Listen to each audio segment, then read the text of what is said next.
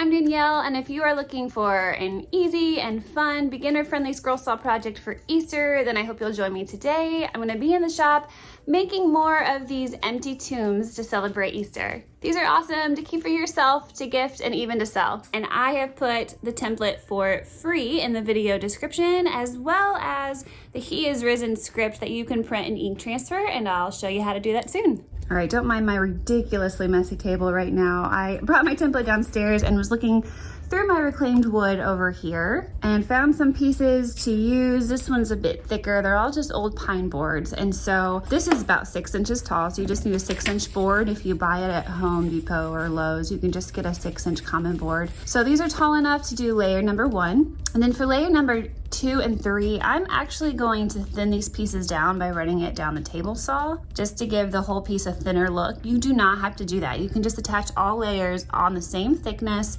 and put them all together that way. It's totally up to you. If you're a new scroller, an easy way to attach a template is by laying the painter's tape to protect your wood and then gluing the template right on top. All right, time to choose a blade. A lot of times a number 5 modified geometry blade. It's not labeled, but that's what it is from Bare Woods.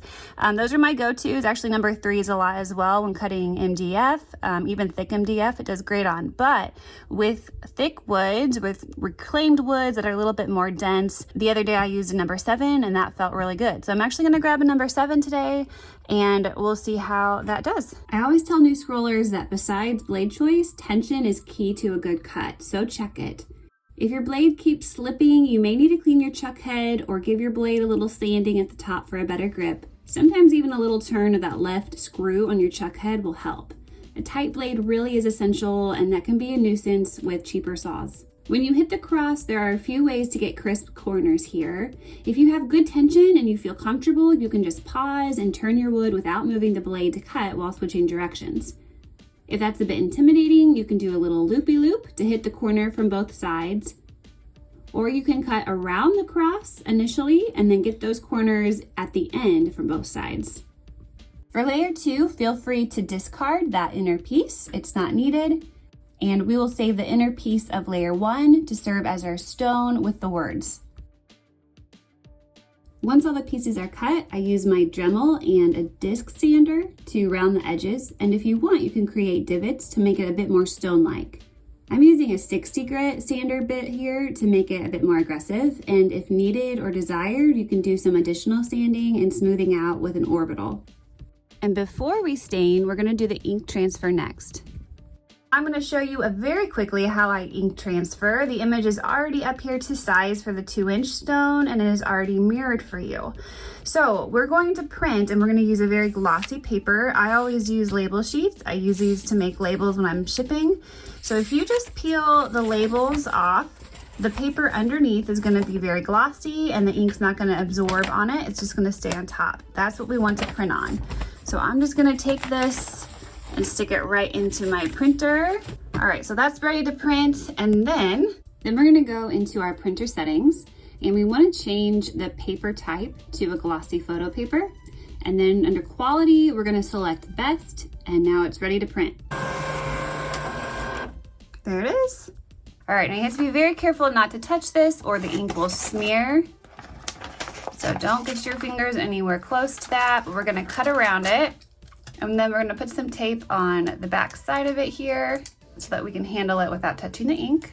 And we're just gonna flip it directly over, center it up, and lay it flat down. Use the tape to hold it in place so that it doesn't smear, because as soon as it touches the wood, it will absorb right away, so you don't wanna move it again. Then we're just gonna give it a rub and lift. And the good news here is if you mess up and you don't like where it's located or you feel like you didn't get it centered, you can just sand it off and try it again.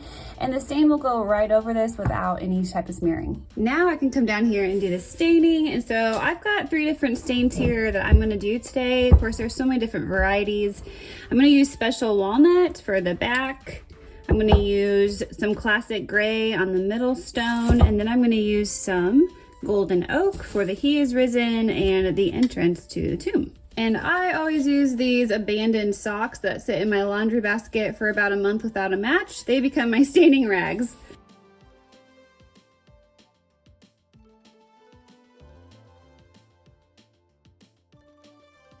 Well, I finished staining and realized I did something completely different than what I said I was going to do, and I don't love it. So I started with the golden oak, which I meant to carry on to this, but I did not. What I think I'm gonna do is also try some dark walnut. So as you can see, this is just a game of experimentation and seeing what combinations you like the best. Once the stain is dry, we can glue all the pieces together.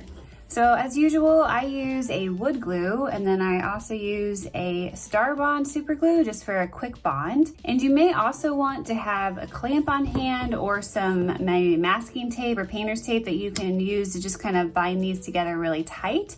But mine are laying really flat. I'm not gonna do that this time. So on the back of each piece, I'm just gonna apply the wood glue. And then some drops of the Star Bond.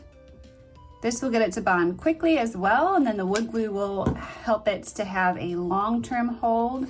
And after I place it on, I'm also gonna stand it up just to make sure that it is sitting flush. And then we're gonna push it in. And holding it here for about 10 seconds will make that super glue grip it really tight so it'll be secured.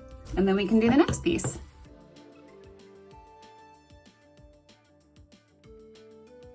And then the stone piece is just gonna go right here on the backdrop.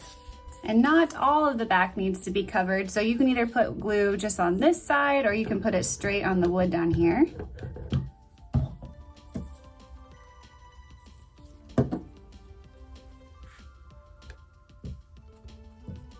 And now we're gonna add the twine. So you're just gonna want about 1 foot of twine and some type of glue. You can use Elmer's glue or some Mod Podge. I just like to put some on a scrap piece of wood and just kind of run the twine through it just so that there's a coat of glue on it. This will keep it from fraying later and will help it just secure to the cross. And after I wipe my hands off, I'm gonna take my super glue again and I'm gonna apply some into the inside corners.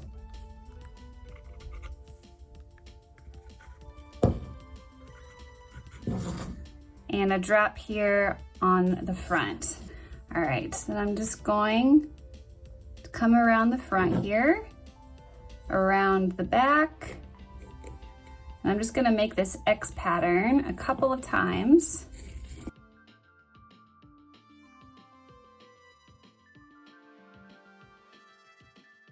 And we're gonna come around to the back here and tie it off. You can trim off the excess here, and then apply just another drop of super glue just to keep that knot together.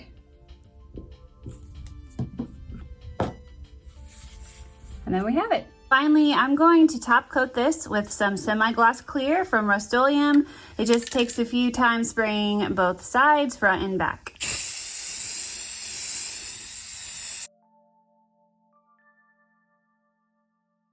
Thank you so much for watching, you guys, and if you want some more scroll saw projects, you can check out my playlist over here and subscribe to my channel for some upcoming tutorials. Happy scrolling!